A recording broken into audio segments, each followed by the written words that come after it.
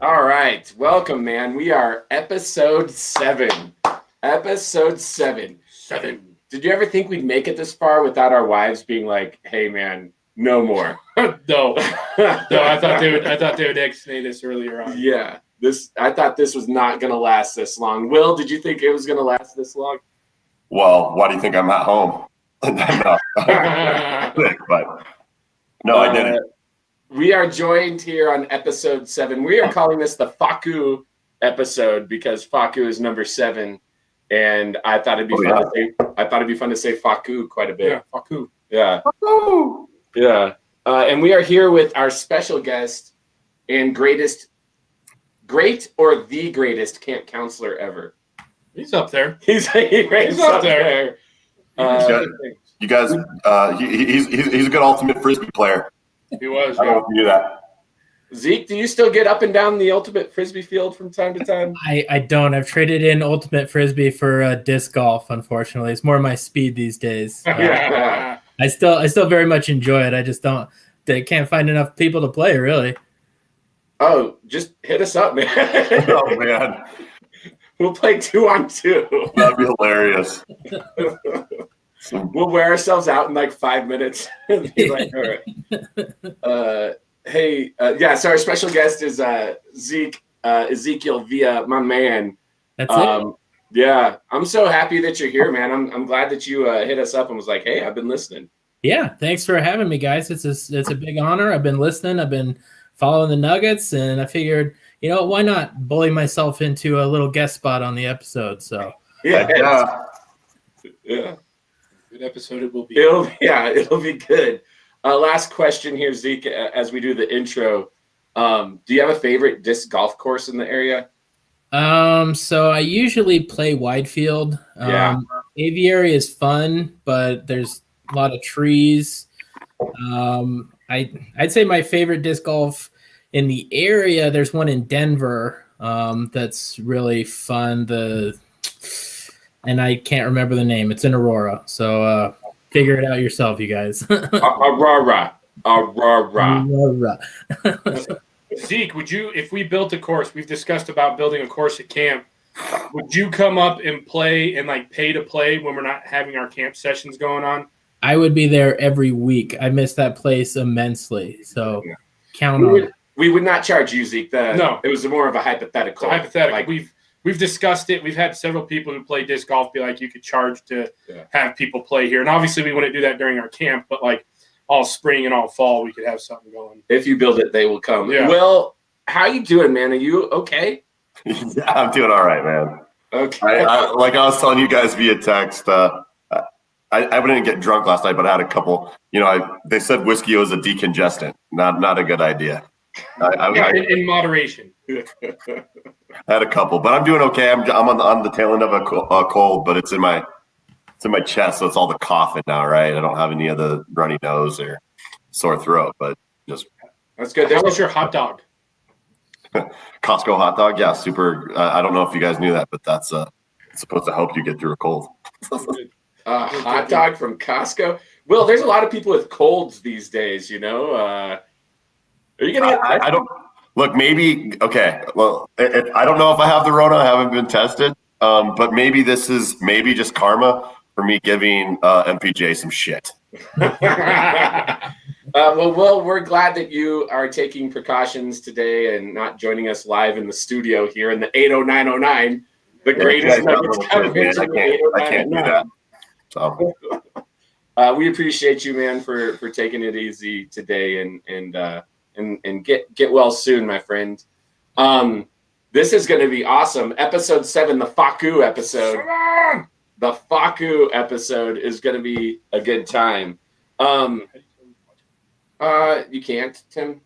All right.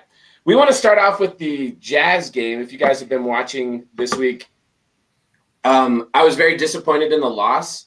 But while I watched the Jazz game, I was just so excited to watch two good teams compete against one another who both have the same goals in mind, both see themselves as, I would assume, as equals. And it was just kind of fun to watch the battle. We came out on the losing end, but I just appreciated that game of basketball. Do you guys have any just general thoughts overall on that Jazz game at the beginning of this last week? It was fun to get to see Jabal Murray in the first half. The first half, sorry. Jabal Murray. He came out to play in the beginning of that game. He plays good to get him, but he kind of went flat in the second half, which is unfortunate. We needed him. But it was I love watching the way he plays. He loves to play the Jazz. He always comes up. He always shows. But, yeah, I mean, it was a good game. It sucks we lost, but, yeah, that's really what I got out of the Jabal thing. You got your Jabal thing in. Zeke, thoughts on – did you get to watch that game? Yeah, I watched the game. I honestly felt the same as you, Dave. I was super excited to watch the game, especially after, the series ending up the way it did last year. And I knew that Jazz were going to get up for that game, so I was kind of counting it as a potential loss. I didn't know how exactly we were going to play. When Jamal had that huge first half, I was like, oh, this is a Jamal game. Jamal's going for 40+. But like Tim said, he just fell flat in the second half, which – I'm not sure if that's fatigue, if that's the elbow, whatever's going on. But I was glad that we kept it close. I thought that we definitely had opportunities to win, but we've been having these killer third quarters where we just nothing happens, and that's been really damaging for us to just come out of ideally, you come out of that halftime and everybody's been coached up and we have some good idea of what we need to do, but I just didn't feel like we saw it, in that third quarter, and it really killed us. Yeah, Zeke, the third quarter has really been hard for us. It's been our El Guapo. Will, thoughts?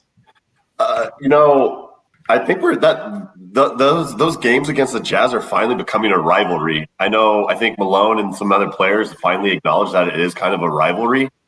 And with that, like Zeke said, Utah's going to want to come out proving something after they blew that 3-1 lead. Just like the Clippers when we played the Clippers on Christmas. And it's fun watching Mitchell and Murray go at it.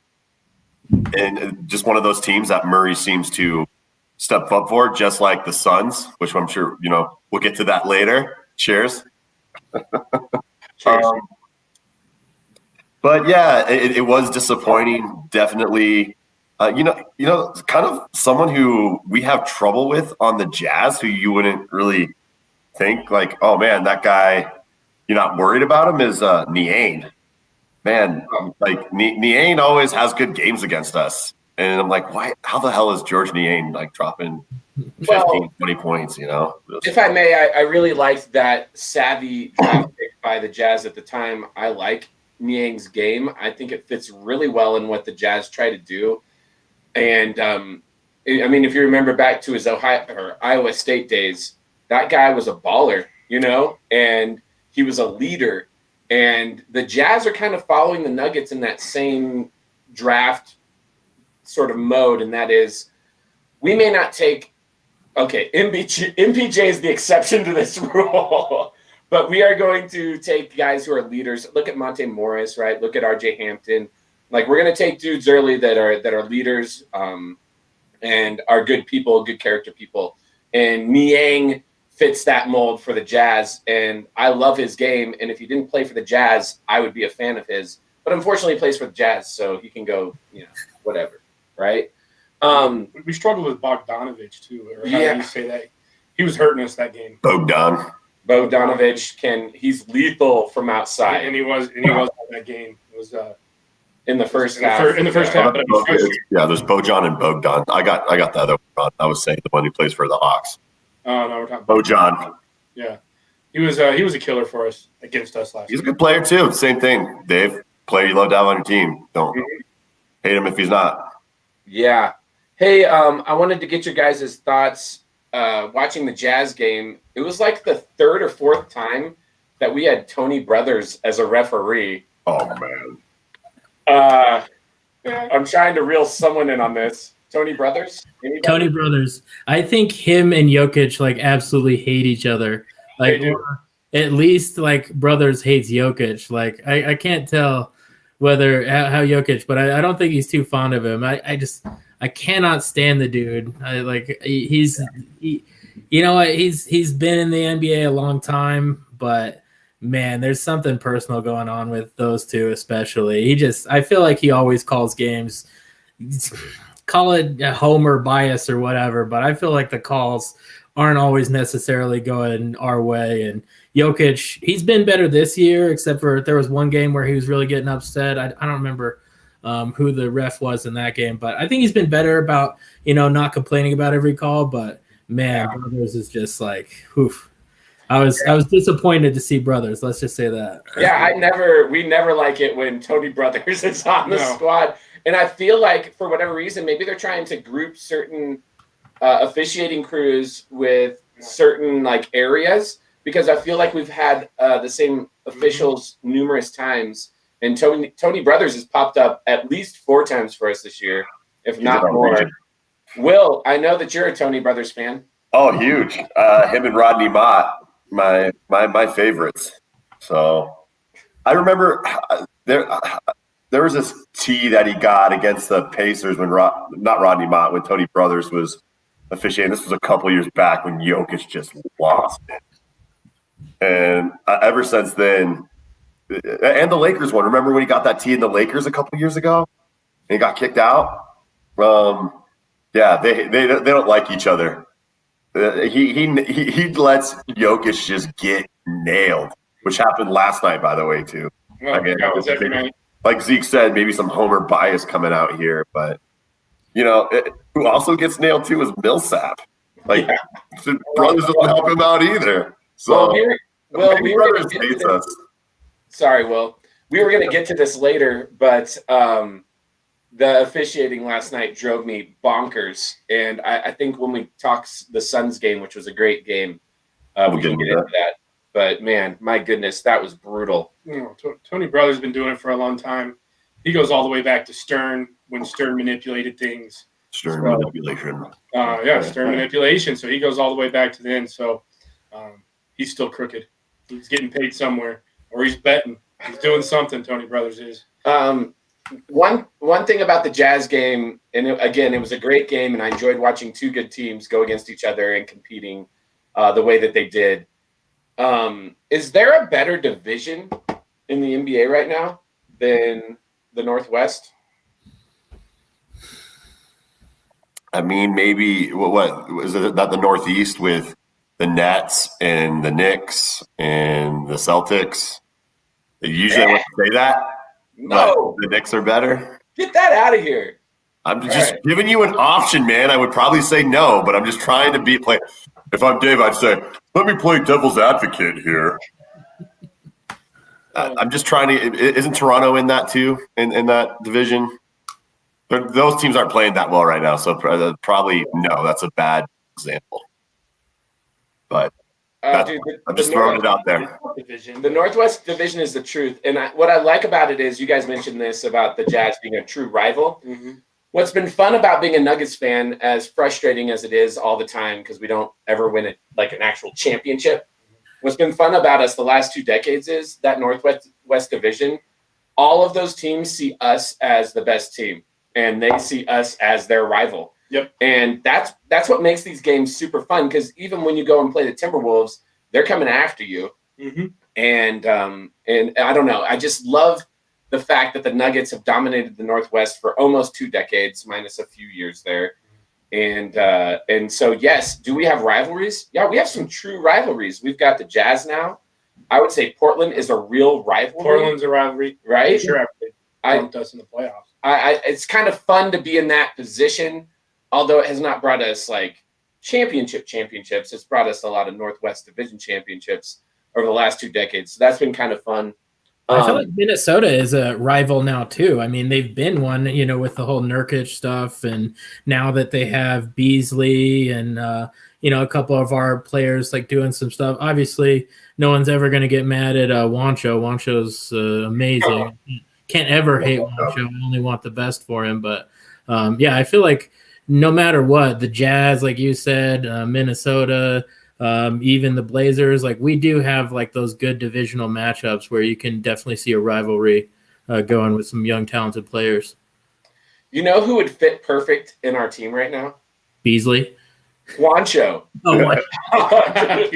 I mean, Beasley's fine and all. He'd be fine. I don't know. He'd get Another beat up. That's another shooting guard. Yeah. Yeah, No, he'd be I think shooting. Juancho would fit just perfect right now.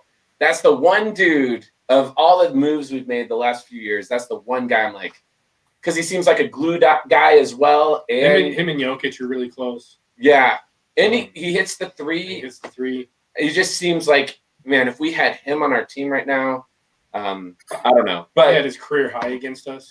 such is life. As I watched the Jazz game, my friends, I had this thought. If you haven't had this thought already, Monte Morris is the truth. Monte Morris is the real deal. And I am happy we have him locked up for another few years. But It's going to be real hard to lock him up again. It might be. That guy is the truth. And you can tell that he continues to work on his game.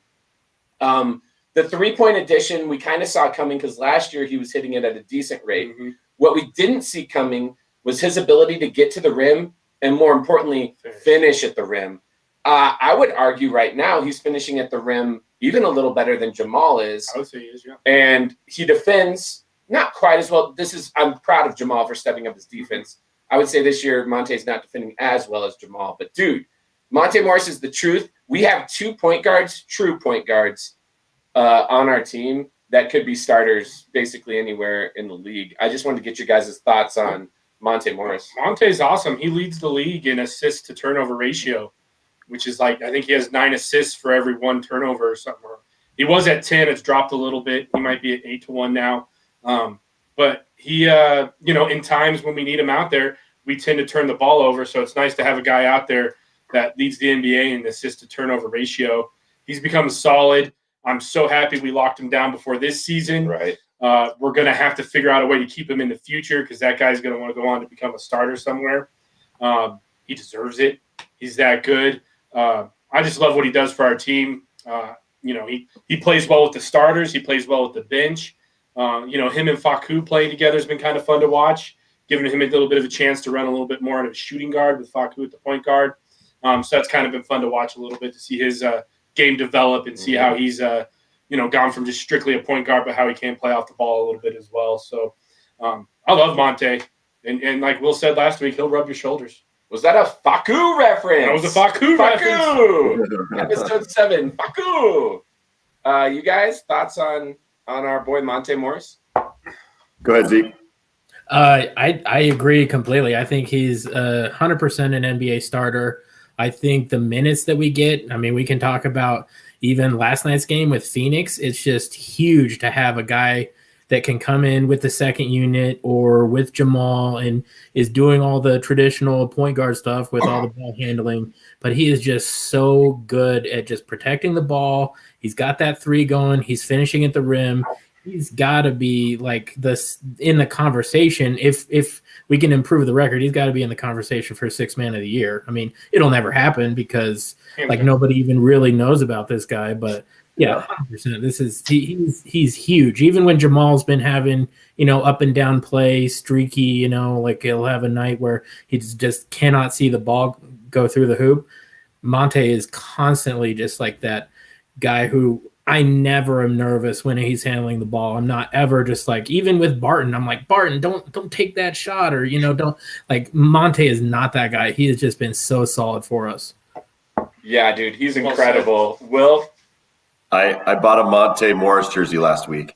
Yeah, jersey purchase. I got the Mile High City Blue Monte Morris jersey. That's how much I love Monte.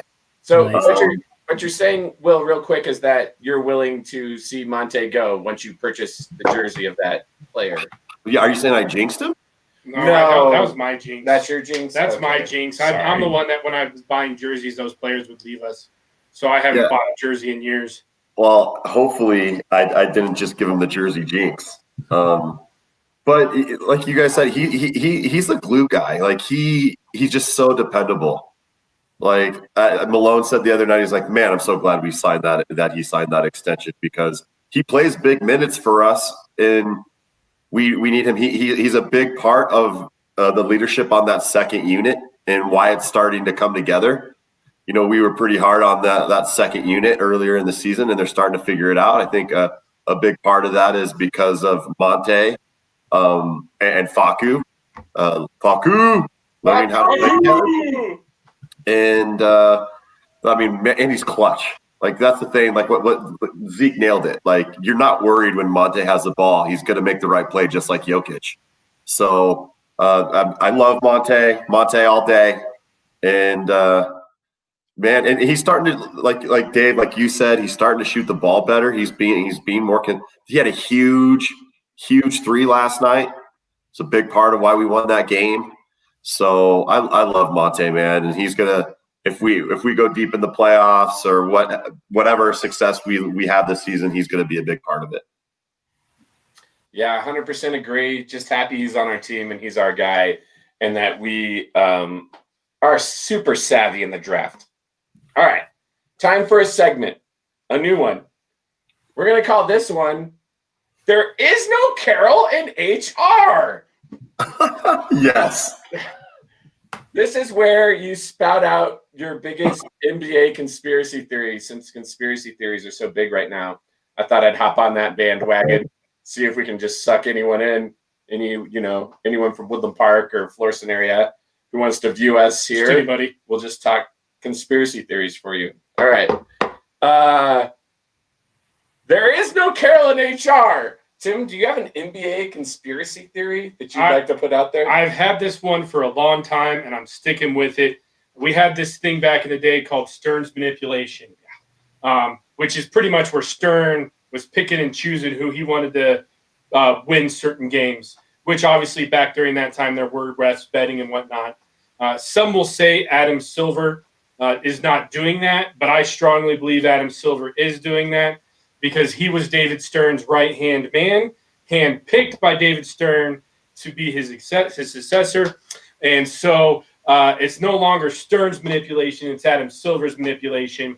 Watch the NBA. You'll see certain players get ticky-tack calls on them. Ticky-tack fouls, barely touched.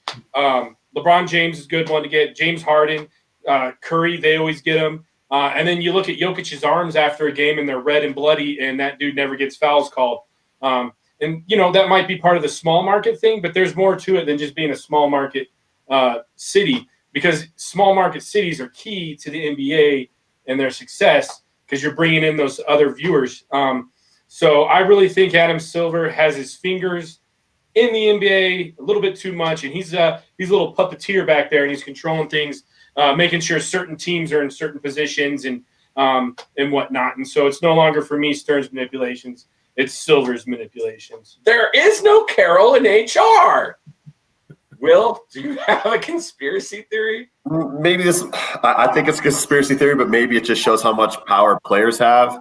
I agree with Tim on a lot of the ref stuff, but that players get to really pick where they get to go. And so with a guy like Harden, they're going to make sure he goes to a contender. So it's good basketball. Like, they're not going to let him go, like, I don't know, to some, like the Magic. I think the Magic were one of the teams that he was rumored to go to. Like, the NBA is like, oh, a star wants to get traded. Well, let's make sure that he goes where a big market's going to watch him. Like the Anthony Davis trade, that, the Lakers were grooming that trade forever. And I was like, dude, he can't go. He can't go. He's not going to do it. And, yes, it was a decent trade package, but I don't know. I think some of these trades are just pretty ridiculous. And I think the NBA has something to say about those trades. And they make sure that these stars are going to big markets, so they make big money. There is no Carol in HR. Zeke? I think just to piggyback on that, I think LeBron is the coach. I think he's the GM. I think that dude has more power in the NBA than anyone would like to admit. I think he absolutely dictates who is the head coach. He always wants Ty Lue, that's always like something that he's followed him around. I think he makes all the calls about that team, and I hate it, but I understand it, and I think 100% that he might as well just be like a GM or something. I think he's making way more calls. He's not just a player, on a good Lakers team. He's definitely, I guess, he is executing his will upon that team. He wants it formed in the exact way, and he's letting it be known that if I come to a team, I'm in control. Look at me. I'm the captain now. Yeah, nice. Him and Rich Paul. Look back last year, Western Conference Finals. He didn't get the number of free throws he wanted, and so they complained to the front office. And then the next game, it was a foul fest for the Nuggets, and the Lakers shot a shit ton of free throws. And so we did the same thing, and nothing changed for us. So, very good pickup there, Zeke. I like it. Hot take. There is no Carroll in HR. I'm also going with LeBron James, but it goes further, guys. I'm not sure you're aware. LeBron James is a part of the deep state. He actually created Joe Biden in a lab. Do you guys ever remember Joe Biden before, like, Obama? No. That's because LeBron James created him in a lab. And LeBron James is trying to take over the world through Joe Biden. That's my conspiracy theory. You just picked up a bunch of people in this area. Yeah, I sure did. That's my goal. What are they going to call it? David on? Would I sell myself out to ruin a country? Yeah, probably. For enough money. OKC game, my friends. What a great professional game. But I have to say, at the beginning of the OKC game, I was like, from the starters, I was like, there is little to no urgency right now. Like, you just lost to the Jazz, a divisional opponent, which brought you back down under 500. You needed this game. Where is your urgency? And if it weren't for the bench finally starting to play well together, I'm a little nervous about that OKC game. But ultimately, it's a professional effort, and in the second half, our starters play really well, and we get the dub, which we should get. But yeah, I was very nervous at the beginning of that game, and wanted to get your guys' thoughts on the OKC game midweek. Tim? Yeah, just a couple of highlights for me. I loved Murray's dunk at the beginning off of a nice back cut. I loved Jokic doing the pull-up on the rim again after his dunk. It's slow like everything else he does, but it's still nice to see him do that. But, yeah, I mean, that was really I was nervous after that first quarter, but the second quarter, our like you were mentioning, our bench came in, and not only were they hustling and pushing the pace on offense, they were D'ing up, doing some great things, and we did well. I mean, at halftime, we had 13 offensive rebounds that led to 25 points. So that shows you getting those second chance points. We all know how important those are. And I do like the way OKC plays basketball. I think it makes us play a little bit better because we have to figure out what we're doing. Oklahoma City, they're young. They're not afraid of big games. They're just, for lack of a better term, they're dumb, but they're not. You know what I'm saying? Yeah, they're young and dumb. They're young and dumb. They're not afraid of any team. Which makes them dangerous. And so that first quarter, you saw them, they were nailing threes. They were doing this. They were feeling good about themselves. And I think that made our bench and our team actually have to elevate our play and play at a level that we should be playing at constantly. And so I think playing against them kind of, and they're obviously being in division, we'll see them again a few more times. And I think it just makes us a better team having to step up our game on a nightly basis. And yeah, I think that was a big wake-up call that first quarter, because we have played as a team much better, I think, overall since then. Because you're playing a bunch of kids, and these kids are beating you. And they're doing it by moving the ball, hitting open shots, being energetic. And our second team comes in and goes, wait a second, we can do that. You mean you just want energy and effort from us? We can do that? We can do that. And then they played really well. And Facu, he was directing traffic on the defensive end during the second half. Yeah. He wasn't just standing there, like he was in what would be help defense, and he's pointing around and talking to everybody, making sure they know he was a quarterback out there, and that was fun to see because you don't see that at the NBA level a lot. Right. You'll see it in international play and you'll see it in college, but to see Facu doing that, Facu! I just really love that. He's undersized, but he has heart. Oh, and heart to me is always more dangerous. You guys see the through the legs pass for the dunk? Yeah. Oh man. Yeah, that was a sick play. Yeah. Facu. Will, please continue your thoughts on the OKC game.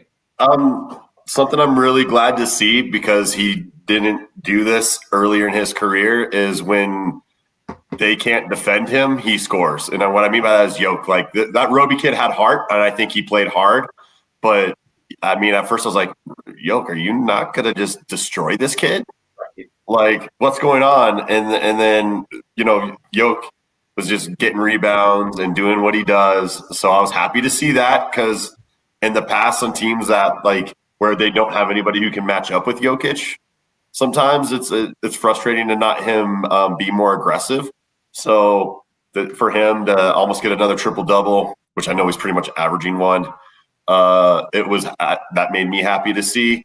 In regards with the Thunder, man, they could really tank because of all the picks they have, and I'm impressed with the Thunder because they'll play with effort. Like, and even when we were up by a lot and we brought in our second and third unit, they were playing hard, and so I think the Thunder is coached well, and Sam Presti is a good GM. Like we got to enjoy these, take advantage of Thunder being mediocre right now because they're going to be good and real good in a couple of years with all this loaded picks they have. So let's enjoy beating up on the Thunder while we can this year. And Shea Gilchrist Alexander is going to be a really good player too. So proud of the Nuggs for taking care of business.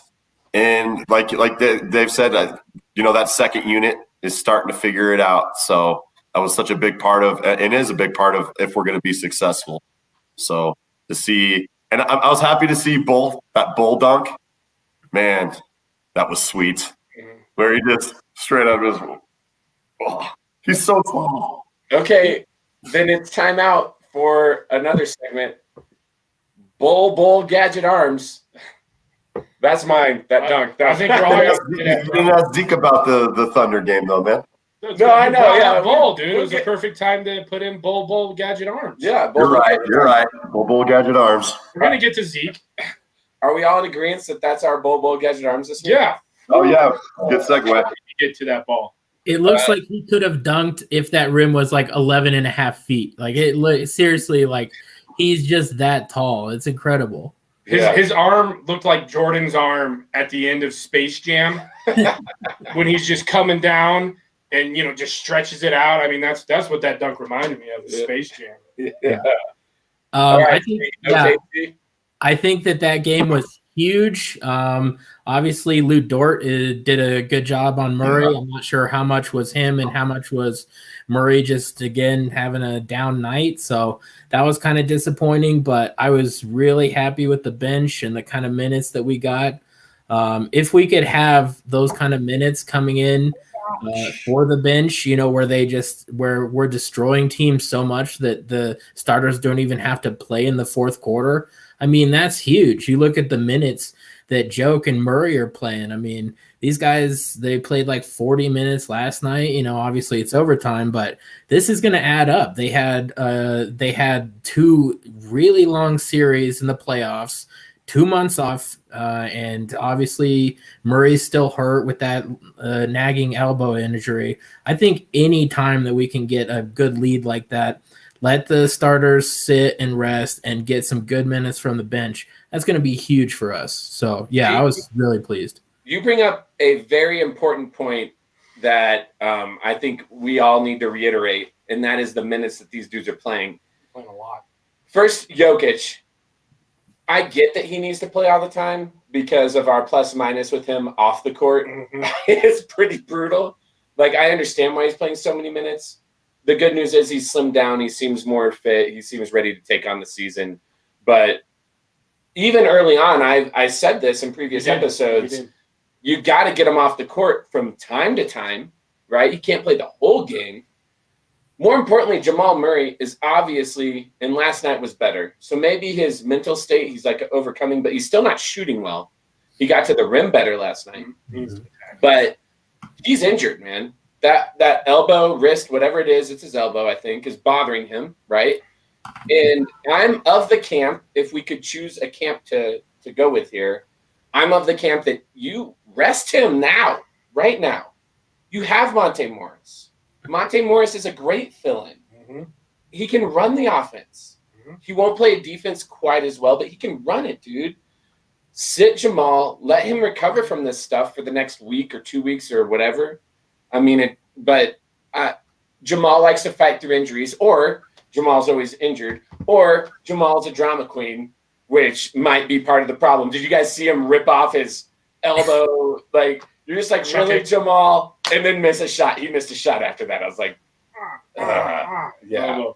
Jamal's a tough player, but I think that they should probably sit him tonight, especially if the Suns are going to sit a couple players. I think he should get some rest. I mean, he has to get right eventually. So, and him playing 35 plus minutes a night. He's a young guy. He wants to compete. He's a really tough competitor, but at the end of the day, you really just got to say, hey, it's early in the season. I know it's like. We're like, 21% through the season, something like that. I mean, yeah, 20%, man. Yeah, so it's like it's still early. I know the win-loss is important as far as playoff seeding, but it's going to be more important to get him healthy into where those shots are dropping, and he can be those 50-plus games that we saw from him in the bubble. Yeah, I agree, dude. I'm 100% on your plane right there. I like the idea of sitting them tonight because we'll need them more against the Mavs coming up, anyways. So, yeah, but let's not disregard the importance of tonight's game. Oh, still important. You win again tonight. You leapfrog Phoenix, who's playing well with Chris Paul. A lot of teams. You leapfrog a lot of teams. Yeah, tonight's game is super important, and but I long-term vision, I agree with Zeke. Absolutely. You have to sit Jamal and let him get right on his shot. He still can drive. He's still ball handling well. He's still defending well.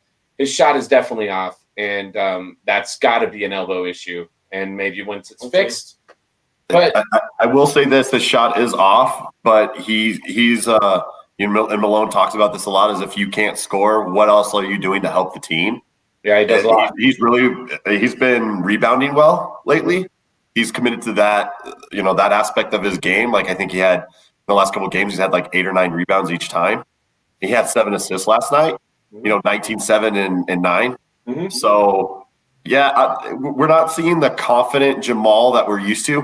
He was clutch last night. He took Mikal Bridges off the dribble and nailed that big shot.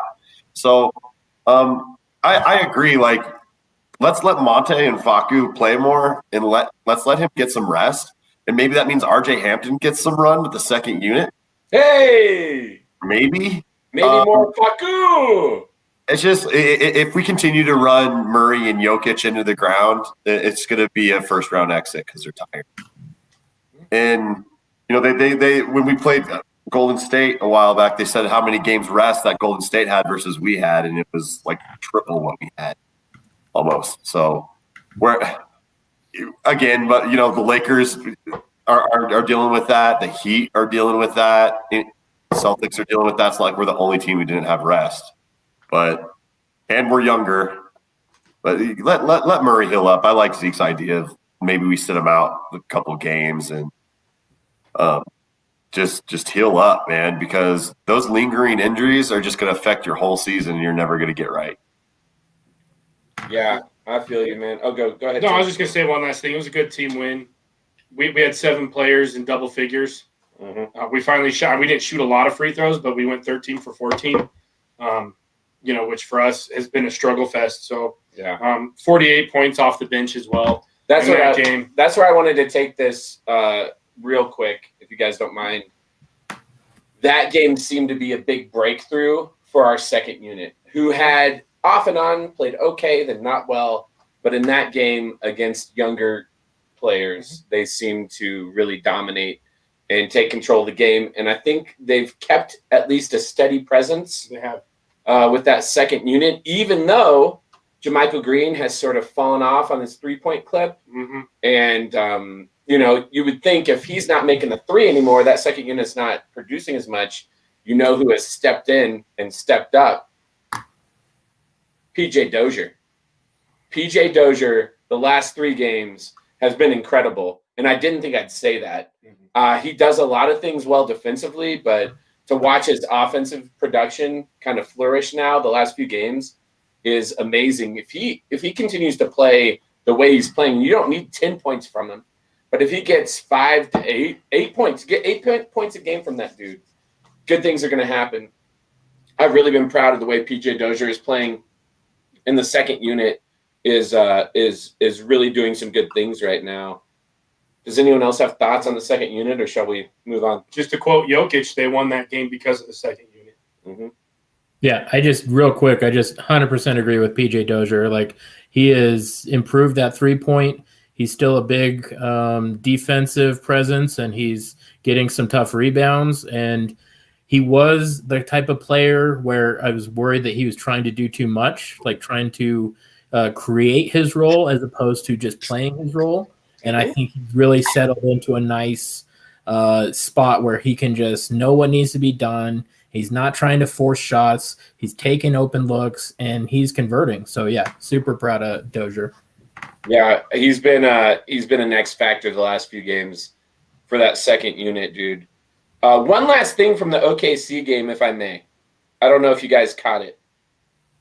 We were going into a timeout, and Will Barton and Jokic were basically at each other's throats. They were arguing with one another. I'm not sure Jokic likes Barton. Have you guys picked up on any of that?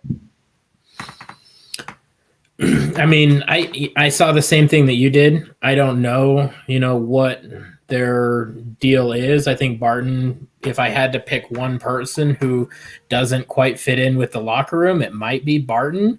Just by the basis of the stuff he said about when he was asked about being a starter, 100%, like, I am a starter, and then obviously MPJ comes in and he's a starter. I do wonder about how he fits into that locker room, which otherwise it seems like it's extremely close. Obviously, we can't speculate about things that are happening behind closed doors, but yeah, if I had to pick probably one guy that I felt like maybe was at odds with the rest of the team, I would probably pick Barton as that guy. Well, Zeke, let me just say this whole show is predicated on trying to speculate on things that are behind closed doors. So, okay, Jokic hates Barton. He talks shit about him all the time. Like, yeah. I know it. Yep. I'm pretty sure those two don't get along. Barton will be gone then. Yeah, I'm pretty sure they don't get along. All right, man. Well, again, a good efficient game from the Nuggets there against OKC. Team win. I was worried at the beginning. Ended up being great.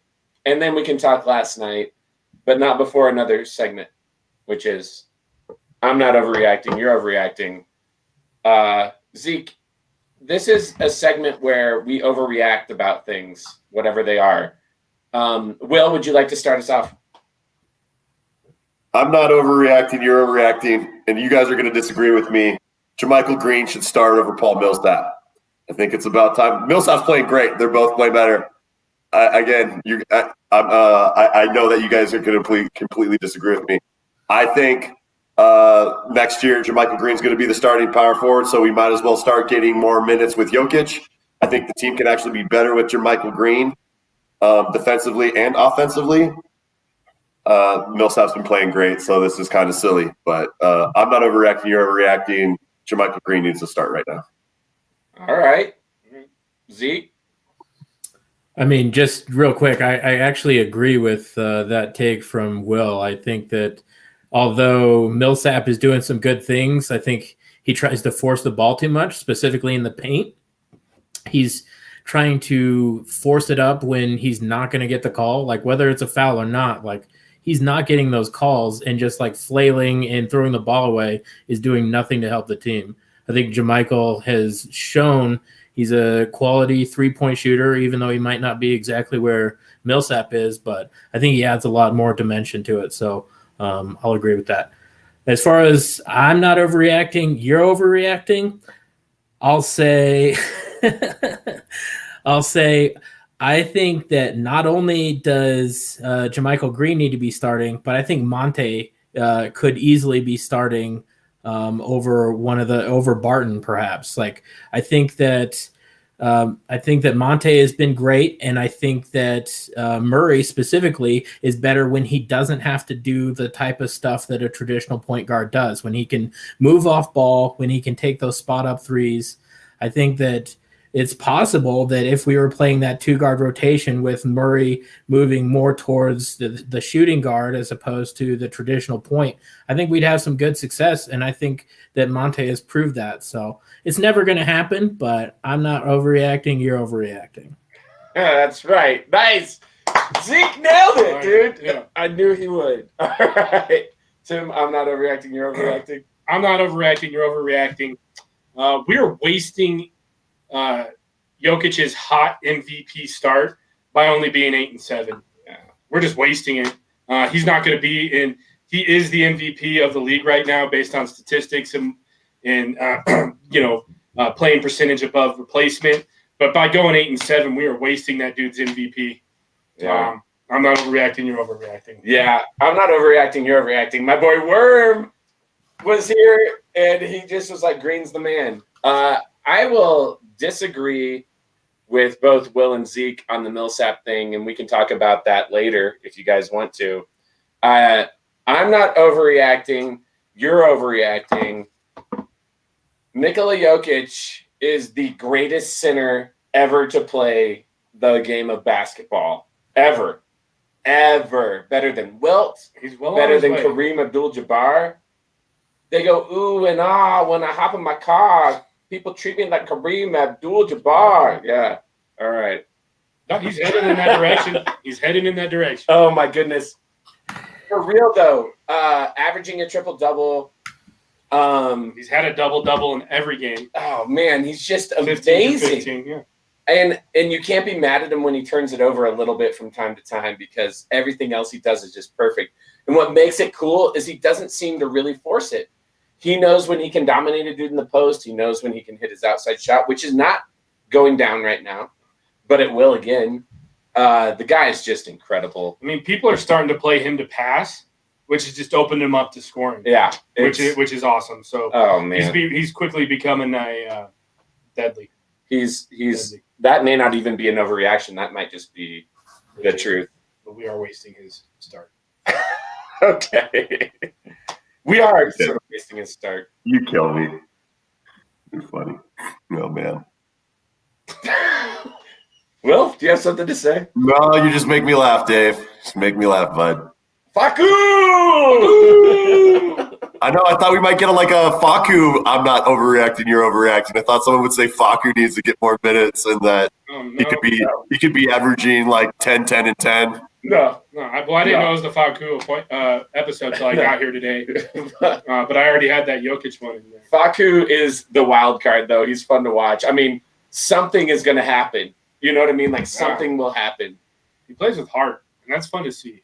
All right, guys. What a great game last night, the Phoenix game, which, we needed to win, and we have to win again tonight. I'm not in the we have to win tonight. And I think if we win tonight, it kind of proves to the rest of the West that, like, we're legit and we're not going to be this 500, toiling around 500 until we get to the playoffs and whatever. Like, I think it's go time. But the Phoenix game last night was awesome to watch on a lot of levels. So I suppose we'll get reactions. If you guys have any specific things you want to add in terms of stats or whatever, go for it. But just general reactions to the Phoenix game. Can we start with Zeke this time? Sure. Yeah. I watched that whole game pretty convinced that we were going to lose. Like from basically the tip off, I was like, oh, wow, this team is better than us. And it's showing. I mean, we weren't playing perimeter defense.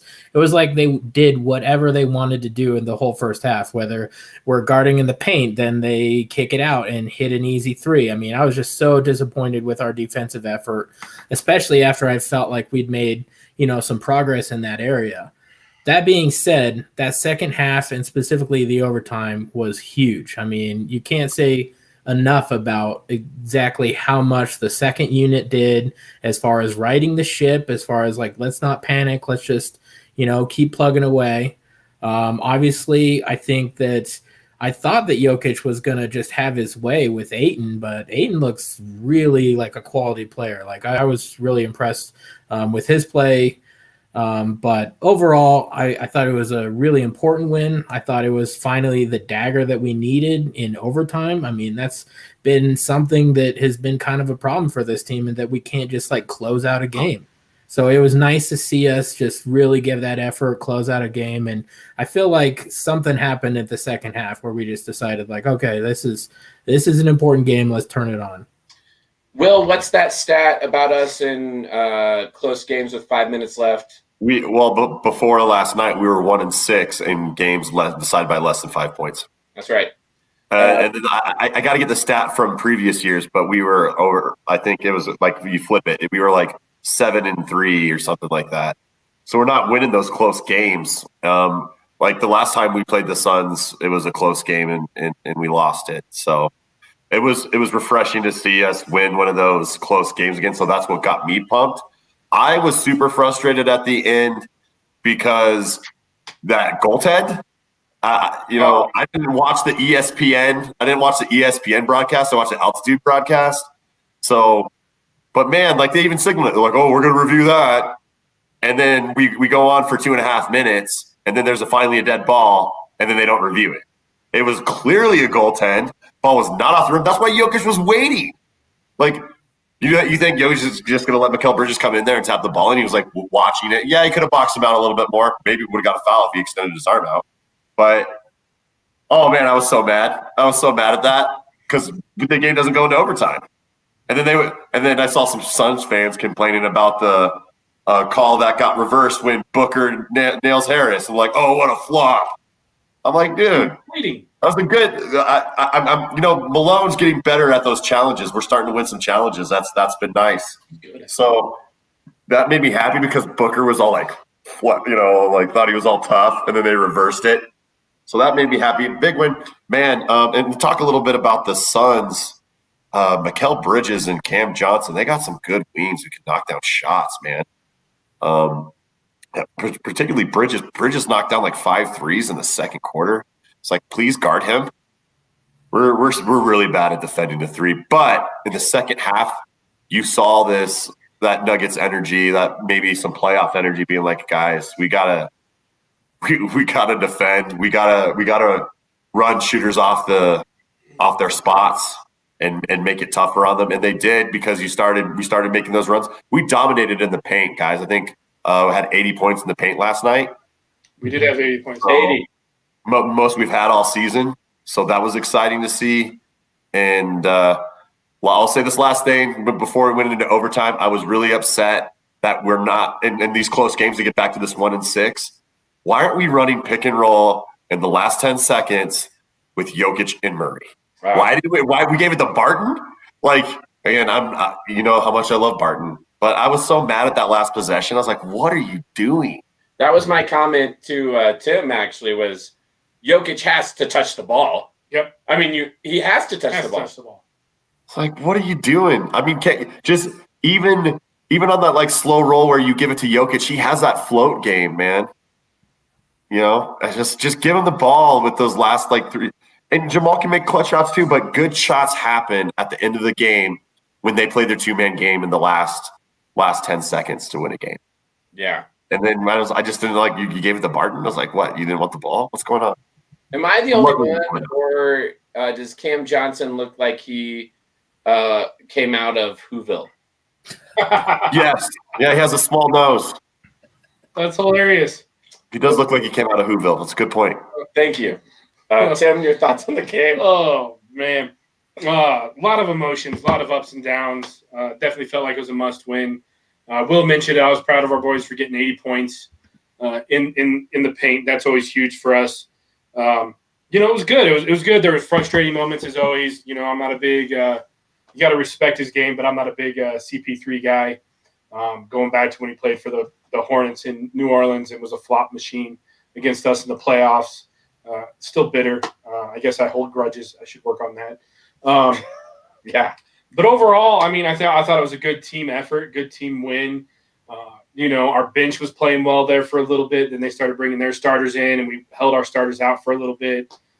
So our bench kind of went head to head with some starters, and that's when they started one of their comebacks when I think we had a 10-point lead at the time. But it was a good win, and I think I enjoyed. I was over here watching it with Dave, so I enjoyed the fact that went into overtime. Gave me an excuse to stay over here and hang out with my brother a little bit longer. But I just what's frustrating is I truly believe that we are a better team than the Suns. But the Suns play us really tough, and I think we're not in division, but I think the Suns Nuggets is quickly turning into a little bit of a rivalry because those two teams really do not like each other. No. We've been dominating the Suns recently. We're now 1-1 against them this season. But I really think as this progresses and as the Suns get a little bit better, you're really going to see some heated battles against the Nuggets. But overall, a great win. Ayton, I believe Dave said this or Chris said this last night. That man makes Greg Oden look young. And I just wanted to bring that up because I think that was freaking hilarious. Yeah, and it's true. That dude I don't even know how old he is, but I mean, that dude looks 45. He's like 22. Yeah, that dude looks 45. Yep. DeAndre Ayton is all right. But when you get 80 points in the paint, it says something about DeAndre Ayton. Sorry, Zeke. Third quarter. Did he? Yeah. Third quarter, we scored 37 points. This has been a bad quarter for us. And last night, we scored 37 points in the third quarter in a collective effort by both the starters and the subs who came in. Jokic did play the majority of the third quarter, if you guys paid attention. Again, the plus-minus for that dude, you can't – it's hard to take him off the court, man. I thought it was a great game. The goaltending call – like Will said, pissed me off. But we made it happen. Overtime was awesome. It was. We dominated overtime, honestly. Like, we took over and made it happen. So I'm pumped up about everything that was going on there. Our defense stepped up. Will Barton stepped up at the end of the game. Jamal stepped up. Like, people were willing to sort of like, Yeah, Jamal was close to a triple-double. Yeah. Good stuff, man. Hey, you guys ready for a segment? Yeah. Let's do it. But this one's on Tim. It's time out with Tim. I've done this, and I'm going to say it again. This might be a theme for timeout for Tim, but what the hell, NBA officiating?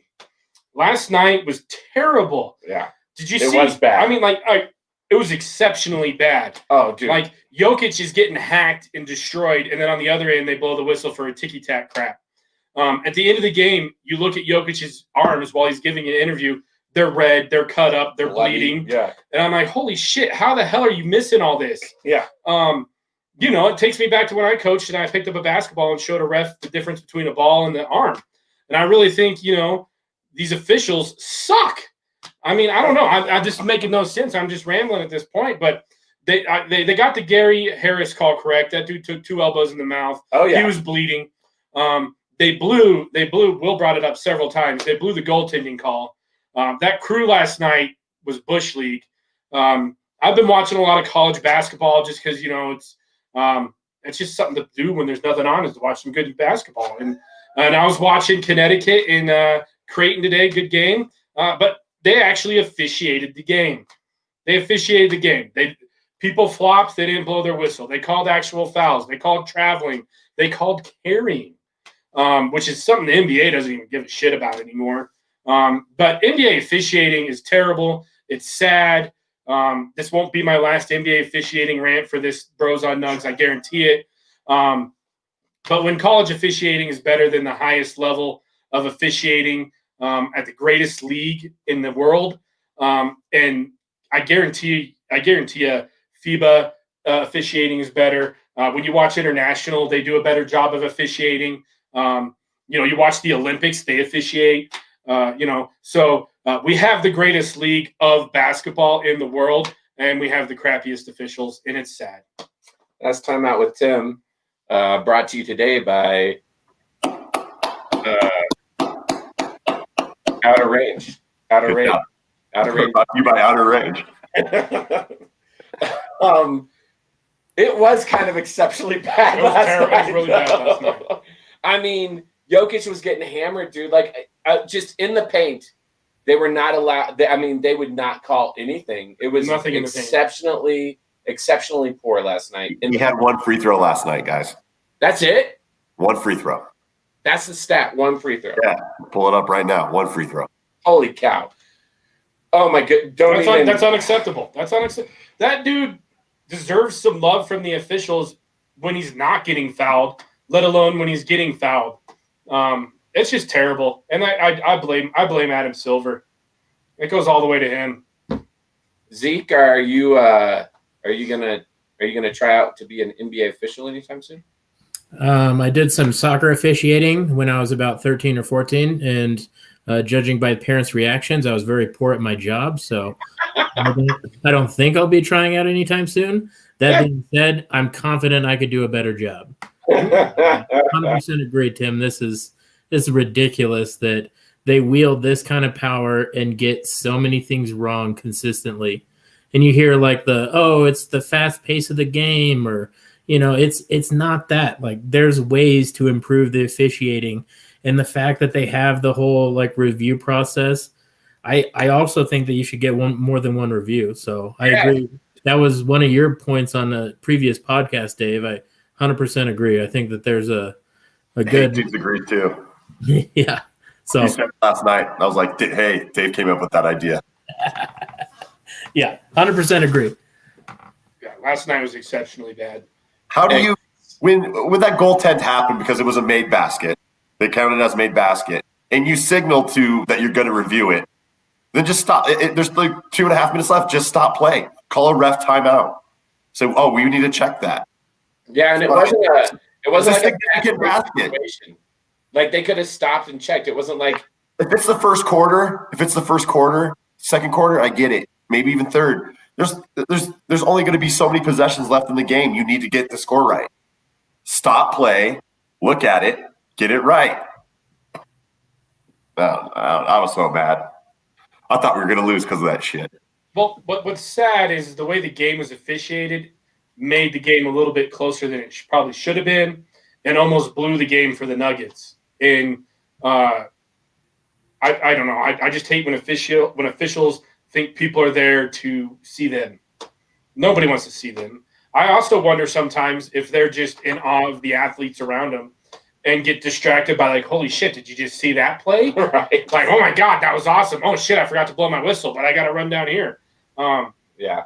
I don't know. I don't know what the answer is. Yeah. Maybe add a fourth official if you're so worried about how big and fast they are. Adding more, challenges would be key. I like Dave's idea. But that was really a sad effort on the officiating end. I wish I could drink a beer and watch a game with Scott Hastings. How great would that be? They have him just talk bad about officials with Scott Hastings. How fun would that be? It'd be so fun, dude. It'd be so fun.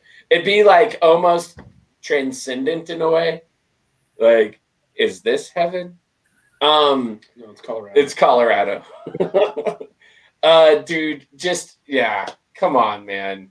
It was so poor. It was a poor effort. I mean, but there is something. This is a total tangent, but I'd be happy for people to try to fight me on this one. The NBA has the greatest athletes in the world. So you're watching speed, physicality, athleticism that is unmatched in any other sport, honestly. Skill, that's just my humble opinion, but whatever.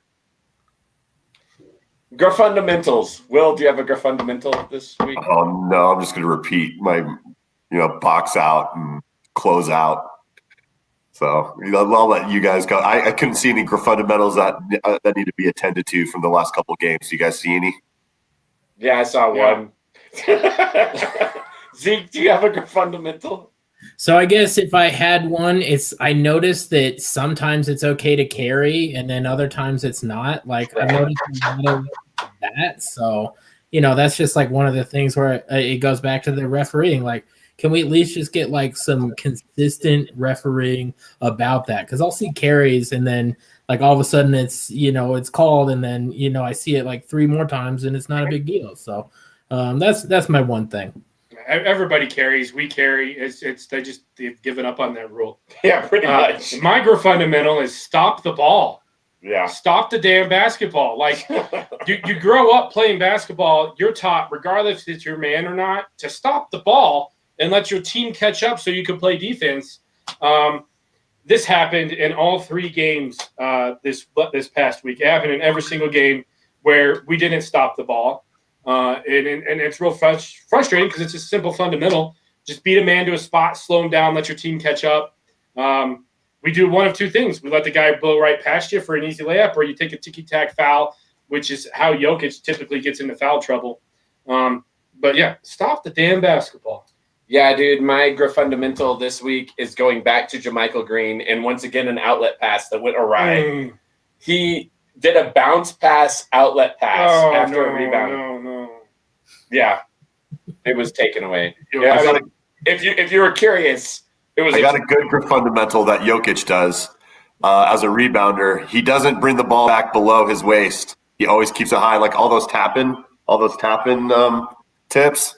He's always keeping it above his head. So good on Jokic for his fundamentals. Oh, positive fundamental. Positive fundamental. He does keep the ball high, dude. Of course, it's going to be from the Euro, the Euro player, the European. Man, you have to. Europeans use fundamentals. Yeah, him and Facu. Facu! Yeah, how about a Facu for fundamental? All right, we're winding things down. Tonight's a super important game. I think we all agree. Any last thoughts on where the Nuggets are so far this season, what you're looking forward to seeing tonight, and just any last thoughts, Tim? Do you have any? Typically I probably would be worried about a 5-game road trip, but we've actually this season been playing better on the road. So I think honestly we need to win tonight. We need to beat Dallas in Dallas. And then our last one was, Miami? Yeah. So it's a tough road trip. A lot of travel. We've been playing well. Luckily, we play a little bit better on the East Coast than the Broncos do. Really, my thoughts moving forward is I'm disappointed that we're 8-7, but I'm happy that we finally got above 500. I mean, it took us 15 games to get there, which I anticipated it would only take us 1-2 games to get there. So it's been a little bit of a slow start for us.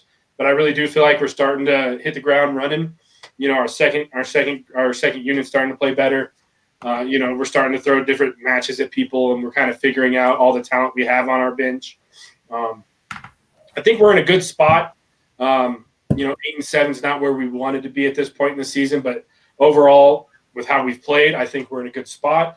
I think this road trip is going to be it's going to be tough, but I think it's going to be good for us because we've been, like I just said, we've been playing better on the road, and hopefully we can just get our heads right. And I've been saying the last several episodes that we're getting ready to go on a run. Mm-hmm. And I kind of, after last night, seeing how they played with heart and grit, I kind of think maybe we're going to hit that point on this road trip. Yeah, man. Yes, absolutely. Will? I'm excited to see, and he played last game, is reintegrating MPJ. I know I've been an MPJ hater lately because of his COVID protocols. It was good to see. I like that they're bringing him off the bench. I know, Dave, you've been saying this all along. We'll give you kudos on that one. I think it's a case-by-case basis. When you need more rebounding, maybe MPJ starts, or who knows, he might end up starting more because of pressure from Conley and what Conley wants to how he wants to integrate MPJ. But it's like to see him start to get going again and shoot a little bit better. I know he played 19 minutes or 20 minutes last game, had about 7 points. It's good to see him cut and defend a little bit, getting back off of that. And, I don't know if he is going to take a break, but Jamal Murray typically always goes off on the Suns because of Booker.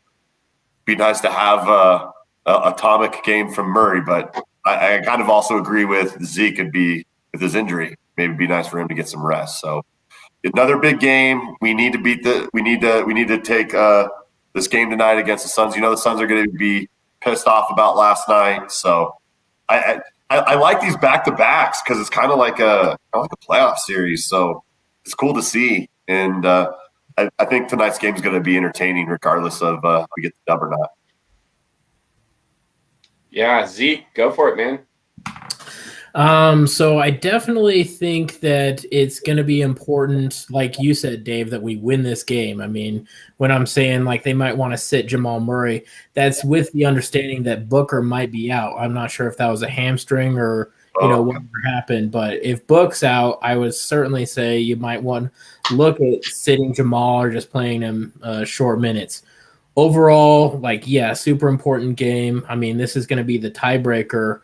If they win it, if we win it, I mean, this is going to be huge down the stretch. So 100% agree with that.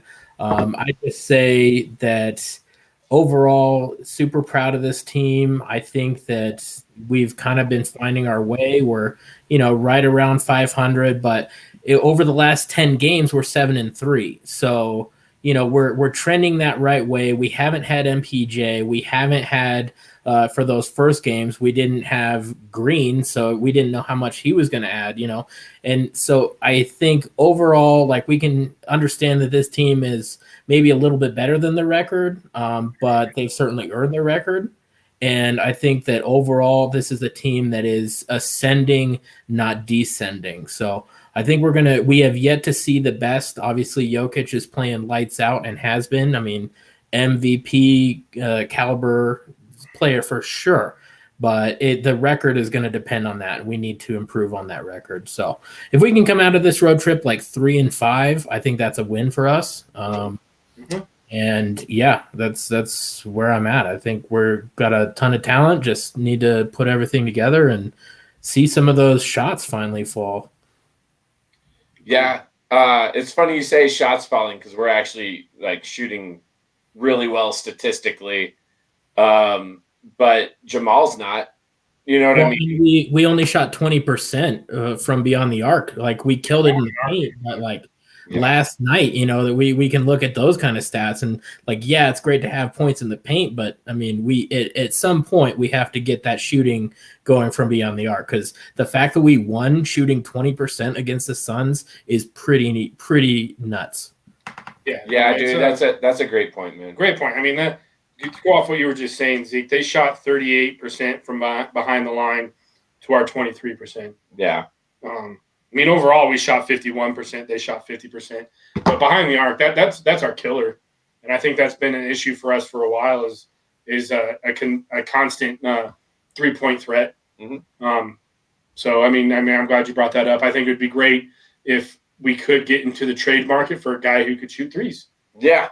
Yeah, just a 40 to 45 guy. I mean, it would be nice to have a D&3 guy, but at this point, I think to make a good run late in this season in the playoffs, it would just be nice to have a 3 guy, someone you can bring in and you go, okay, he's gonna be shooting good percentages from behind the arc. We haven't had that in a while. Yeah, and I don't want to go down that rabbit hole so much, but Gary Harris has played well. Gary Harris has stepped his game up. Sorry, Dave, but that last road trip, he found himself. Mm-hmm. We've been really hard on him. You had never given up on Gary. Never. You never gave up on Gary. I had given up on him, but that last road trip, he really found his shot, and it's been great to see. I'm less nervous now watching him shoot a 3 than I once was. I think he's shooting it now, even after a really rough start, at around 32%. But that was after a really bad start. He's finding his groove. He's found his Joe. And he's an athlete, man. Mm-hmm. That guy's a legit athlete. I don't know, man. It's weird to watch the Nuggets because it is how Gary Harris goes and Will Barton goes. That's how the Nuggs go. And as much as we love Jamal Murray and as much as we love Nikola Jokic, I mean, those two guys, if they're off or they don't play well or they're not in the game, I mean, we don't win. Jamal, I mean, last night, what did he have? He had 18 points. I mean, he had 18 points, 9 assists, 7 rebounds. Yeah. So, I mean, he's not scoring. I honestly thought we'd see some, 45, 50-point games from him by this point in the season. I thought he'd be averaging. Right. I thought he'd be averaging around like 25 points a game, 26 points a game. So I hope he figures his stuff out. Yeah. But to echo Zeke, we are in an Sorry. upward trend right now, right? Trajectory. An upward trajectory. I don't know. Trajectory. I learned how to talk from my father. Did Zeke get it? Yeah. Is it? You're going up. They're up. Well, I mean, how How far are we at this level? Are we more at that level?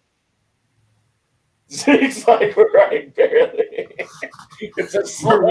We're one game above 500. Like, let's not go crazy, but I think we're on the right track. The two biggest complaints that we've had is Gary Harris and Barton not contributing what they can, which they're going to be streaky up and down, but they've kind of seemingly figured that out a little bit. And the bench unit, and I feel like the bench is finally like coming together and starting to gel. So as far as like the two biggest problems that I've had, I feel like they're both at least kind of somewhat solved. Not completely solved, but they're at least like getting there.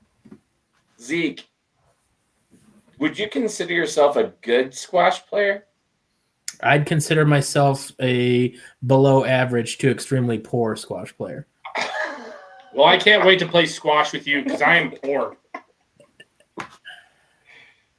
Zeke, dude. We need to play squash, dude. We need to play squash. That's all. That's all we talked about leading up to COVID. Was like, we got to play squash with Zeke. Yeah, we were very pumped about it. We were trying to figure out when would be a good time on our end. But I'm in. When it all blows over and we can get back to the new norm. We'll see you on the squash court. Well, just let me know. I'm always in. Would you like to play squash in a mask? I haven't tried it, but I guess it would be possible. I do everything else in a mask, so why not? Yeah. Tim, would you play squash in a mask? I would, but I'm about to be out for a while. Oh, that's right. You can't move. Yeah. I'm about to have a pretty intense ankle surgery. No. They're getting three synthetic ligaments. They're going to drill through my ankle bones, my tib and fib, and put in a rod. So it should be a fun recovery. I'm really looking forward to it. My doctor said you probably haven't had stability in that ankle for at least 10 years. And in my mind, I was like, probably longer than that. Right. So it'll be interesting to see. I mean, when it's all said and over, I'll know what stability is like in your ankle again. I haven't known that in years. I can't say I know. Yeah. Well, post-surgery, I'd be glad to play squash with you, Tim. Yeah.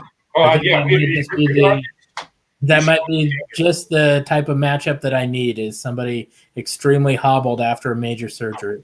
Well, I'm well out of shape too, so I mean that might bode for you as well. Hey, you and me both. Come on.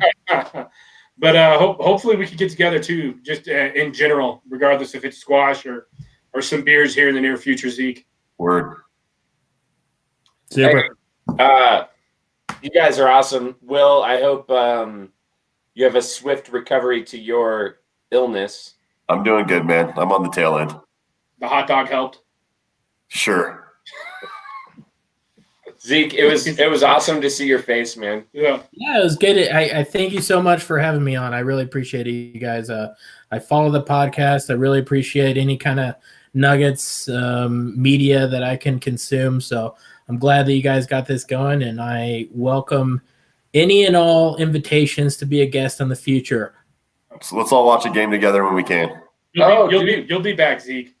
Yeah, Zeke, we'll have you back. We'll get like an all-star lineup back. Zeke and Miller. It'll be great. And Liz. All right, you Thanks guys. for watching, man. Hi, Burger. We That's love awesome, you, man. dude. You're That's awesome. Yeah, Highburger's been there from the beginning, man. Thanks, Jeremy. All the episodes. Yeah, Worm is next up as a guest if you guys are cool with that. Great. He's been watching us. Yeah. Thank you, Excited Worm. to see what he has to say. All right. We love you guys. Much Everyone, love, guys. what a Bye. beautiful day in Colorado it is. Enjoy the snow tomorrow. See you guys. Have a good one. See you guys. Bye.